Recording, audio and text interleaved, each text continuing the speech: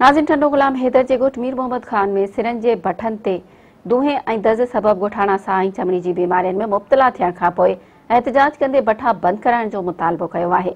उन हवाले सां ॾिसूं था इरफान अली जी ही रिपोर्ट। नाज़रीन, असीं मौजूद आहियूं ॻोठ मीर मोहम्मद खान में, जिते भठनि जो गैर कानूनी आज़ार वधी वियो आहे। अचो ॻाल्हायूं था ॻोठ वासियुनि सां। मार्केट में त खणी बागड़ी था वठनि, बाक़ी मुसलमान केर ई कोन थो वठे।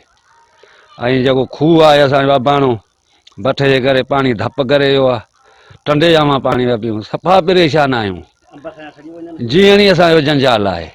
घणनि सालनि खां ख़राब इहो हाणे 10, 15, 20 साल थिया आहिनि। अच्छा, हा, बठो लॻो आहे, ख़राबु थियो आहे। बीमारियूं आहिनि, इहे अठ असांजा छोकिरा जेके आहिनि सभु इहो भठे जे करे बीमार पिया आहिनि, अस्पतालनि ॾे भॻा था वञनि।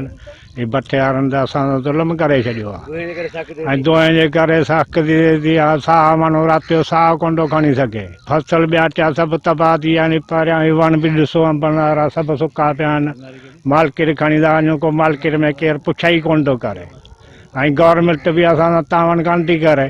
भठा जेके बि असांजे फसलनि जी ॻोठनि जे पासे में बंदि कया वञनि, उहे असांखे नुक़सानु आहे। सभु फसलनि खे नुक़सानु आहे। असांजो खाइण पीअण रोज़गार आहे हिन फसलनि ते। से फसल असांजा तबाह थी था वञनि। हिकिड़ो पाणी न आहे, ॿियो हीअ फसल तबाह थी था वञनि, पोइ असांखे कहिड़ो फ़ाइदो थियो? असांखे नुक़सानु आहे, हिननि भठनि में नुक़सानु आहे इलाही, असांखे इलाही नुक़सानु आहे। इहे तीन जो दूंहों जेको आहे न, असांजा जेके अंब ऐं ॿीर पोखिया पिया आहिनि, उनजे मथां किरे थो त उहो सफ़ा कारा थी था वञनि। मार्केट में केरु वठण लाइ तयारु कोन्हे को। ऐं उन जे तओ जे करे असांजा काफ़ी वण सुकी विया आहिनि हलिया। ऐं हिन भठे जे करे ख़ासि करे असांजो एतिरो नुक़सानु थियो आहे जो असांजो खूह जेको पाणी जो मिठो सॼी ज़िंदगी पींदा हुआसीं, उहो ख़तमु थियो। हाणे असां मजबूर थी 2 मील 3 मील पंधु करे वञूं था पाणी भरणु।